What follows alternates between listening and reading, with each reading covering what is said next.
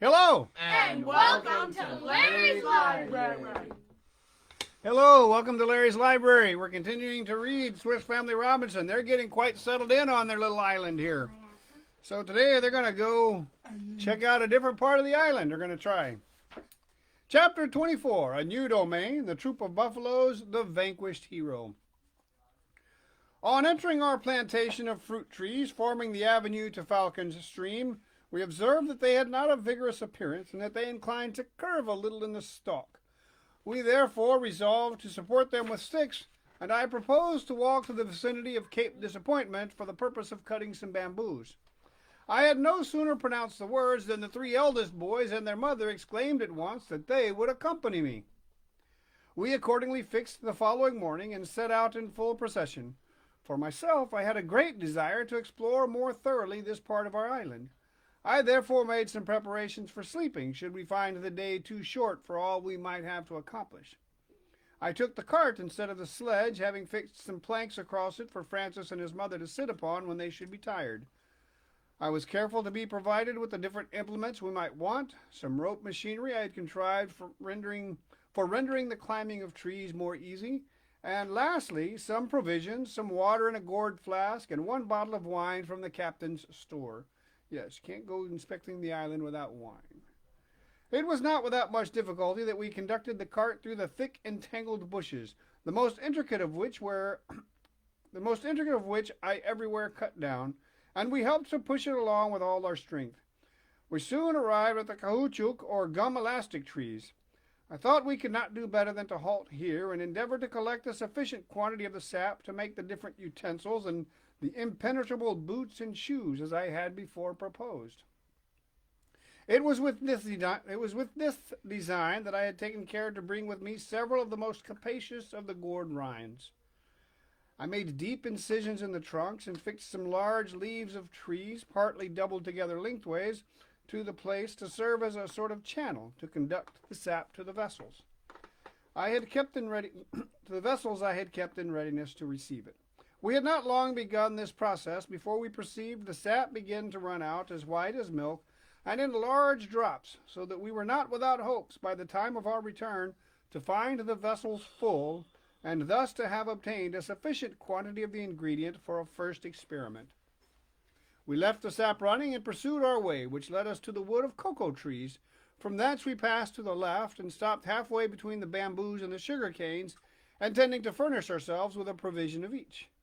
We aimed our course so judiciously that on clearing the skirts of the wood we found ourselves in an open plain with the sugar cane plantation on our left, and on our right those of the bamboo, interspersed with various kinds of palm trees, and in front the magnificent bay formed by Cape Disappointment, which stretched far out into the sea. The prospect that now presented itself to our view was of such exquisite beauty that we determined to choose it for our resting place, and to make it the central point of every excursion we should in future make. We were even more than half disposed to desert our pretty Falcon's Stream and transport our possessions hither. A moment's reflection, however, betrayed the folly of quitting the 1,000 comforts we had there with almost incredible industry assembled, and we dismissed the thought with promising ourselves to include this ravishing spot evermore in our project for excursions. It was now evening, and as we had determined to pass the night in this enchanting spot, we began to think of forming some large branches of trees into a sort of hut, as is practiced by the hunters in America, to shelter us from the dew and the coolness of the air. While we were thus engaged, we were suddenly roused by the loud braying of the ass, which we had left to graze at a distance but a short time before. On going to the place, we saw him throwing his head in the air and kicking and prancing about, and while we were thinking what could be the matter, he set off at a full gallop. Unfortunately, Turk and Flora, whom we sent after him, took the fancy of entering the plantation of the sugar canes, while the ass had preferred the direction of the bamboos on the right. The following morning we breakfasted on some milk from the cow, some boiled roots, and a small portion of Dutch cheese, and formed, during our meal, the plan of the business for the day. It was decided that one of the boys and myself, attended by the two dogs, should seek the ass through the bamboo plantation. I took with me the agile Jack, who was almost beside himself with joy at this determination. We soon reached the bamboo plantation and found means to force ourselves along its intricate entanglements. After great fatigue, and when we were on the point of relinquishing all further hope, we discovered the print of the ass's hoofs on the soil, which inspired us with new ardor in our pursuit. After spending a whole hour in further endeavors, we at length, on reaching the skirts of the plantation, perceived the sea in the distance, and soon after found ourselves in an open space which bounded the great bay. A considerable river flowed into the bay at this place, and we perceived that the ridge of rocks which we had constantly seen extended to the shore and terminated in a perpendicular precipice, leaving only a narrow passage between the rocks and the river, which, during every flux of the tide, must necessarily be under water, but which at that moment was dry and passable. The probability that the ass would prefer passing by this narrow way to the hazard of the water determined us to follow in the same path. We had also some curiosity to ascertain what might be found on the other side of the rocks, for as yet we were ignorant whether they formed a boundary to our island or divided it into two portions, whether we should see there land or water. We continued to advance, and at length reached a stream which issued foaming from a large mass of rock, and fell in a cascade into the river. The bed of this stream was so deep and its course so rapid that we were a long time finding a part where it might be most practicable for us to cross. When we had got to the other side, we found the soil again sandy and mixed with a fertile kind of earth. In this place we no longer saw a naked rock, but the print of the ass's hoofs were again visible on the ground. By observing closely, we saw with astonishment the prints of the feet of other animals much larger and different in many respects from those of the ass. Our curiosity was so strongly excited that we resolved to follow the traces, and they conducted us to a plain at a great distance, which presented to our wondering eyes a terrestrial paradise. We ascended a hill which partly concealed from our view this delicious scene, and then, with the assistance of a glass, we beheld an extensive range of country, exhibiting every kind of rural beauty, and in which a profound tranquillity had seemed to take up its abode. By straining our eyes, however, as far as we could see, we thought we perceived at a great distance some specks upon the land that seemed to be in motion. We hastened towards the spot, and as we drew nearer, to our inexpressible surprise, beheld a pretty numerous group of animals, which in the assemblage presented something like the outline of a troop of horses or of cows. I observed them sometimes run up to each other and then suddenly stoop to graze. Though we had not lately met with farther traces of the ass, I was not entirely without the hope of finding him among these animals. On a nearer approach, we perceived they were wild buffaloes. My alarm was so great that I remained for a few moments fixed to a spot like a statue. By good luck, the dogs were far behind us, and the buffaloes gave no sign of fear or of displeasure at our approach.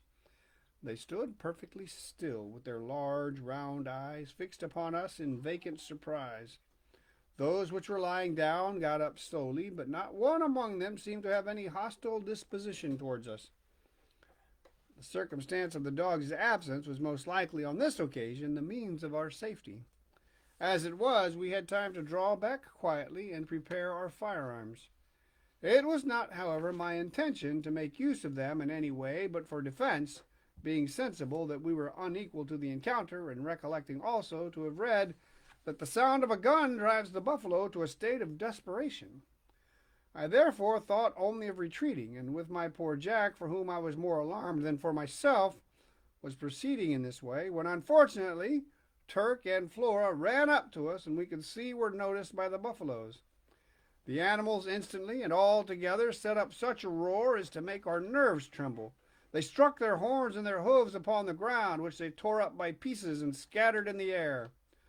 Our brave Turk and Flora, fearless of danger, ran, in spite of all our efforts, into the midst of them, and according to their manner of attacking, laid hold of the ears of a young buffalo, which happened to be standing a few paces nearer to us than the rest, and though the creature began a tremendous roar and motion with his hooves, they held him fast and were dragging him towards us. Our every hope seems now to be in the chance of the terror of the buffaloes would feel at the noise of our musketry, which perhaps for the first time would assail their organs and most likely excite them to flight. With, I must confess, a palpitating heart and trembling hands, we fired both at the same moment. The buffaloes, terrified by the sound and by the smoke, remained for an instant motionless, as if struck by a thunderbolt, and then one and all betook themselves to flight with such incredible rapidity that they were soon beyond the reach of our sight. We heard their loud roaring from a considerable distance, which by degrees subsided into silence, and we were left with only one of their terrific species near us. This one, a female, was no doubt the mother of the young buffalo which the dogs had seized. She had drawn near on hearing its cries and had been wounded by our guns, but not killed. The creature was in a furious state. After a moment's pause, she took aim at the dogs, and with her head on the ground, as if to guide her by the scent, was advancing in her rage, and would have torn them in pieces if I had not prevented her by firing upon her with my double-barreled gun, and thus putting an end to her existence. The young buffalo still remained a prisoner with his ears in the mouths of the dogs, and the pain occasioned him to be so furious that I was fearful he might do them some injury. I therefore determined to advance and give them what assistance I might find practicable. To say the truth, I scarcely knew in what way to effect this. The buffalo, though young, was strong enough to revenge himself if I were to give the dogs a sign to let go his ears. I had the power of killing him with a pistol at a stroke, but I had a great desire to preserve him alive and to tame him, that he might be a substitute for the ass which we had but little hope of recovering. I found myself in a perplexing state of indecision, when Jack suddenly interposed an effective means for accomplishing my wishes.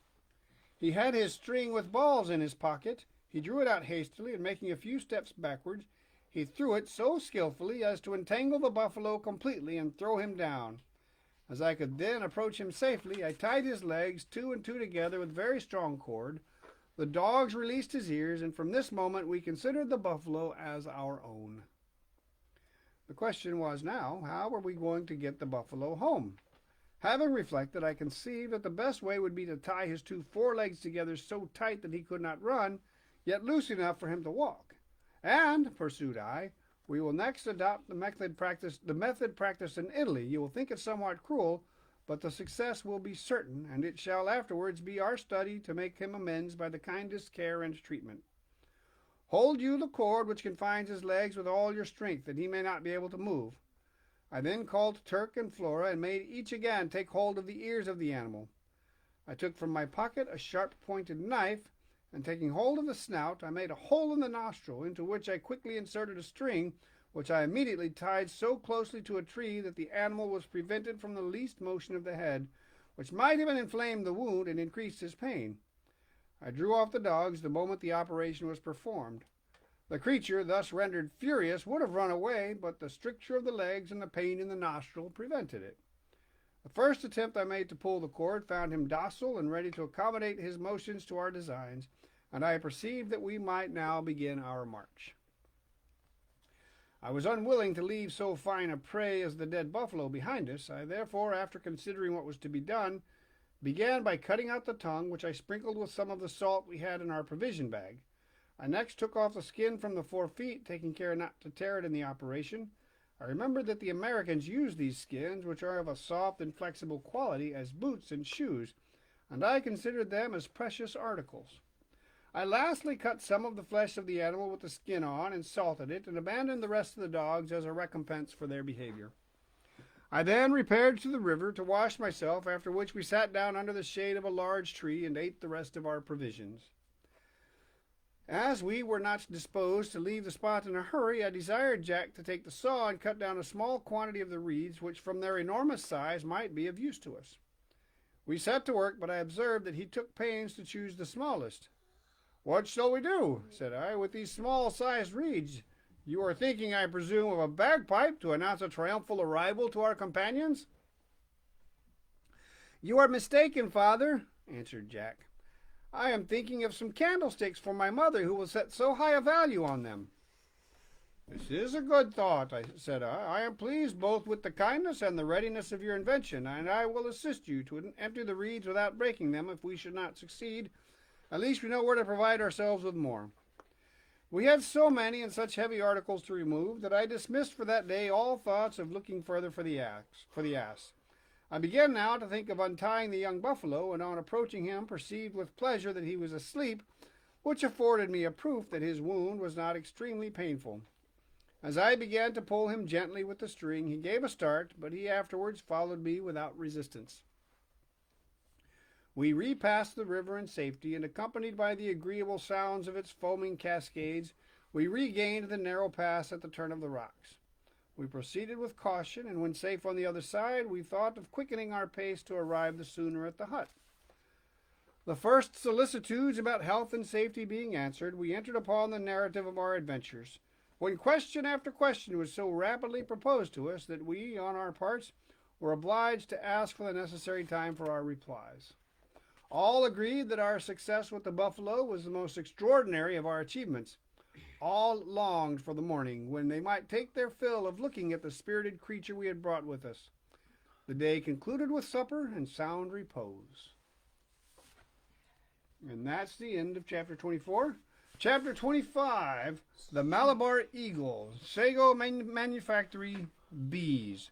And a picture of him up in a tree. Wait on him. See the picture? I think they find a. He's climbed a tree. I think they But find a where bee's nest. But where? Beehive. But where? You know, I don't know. the baby. Bye.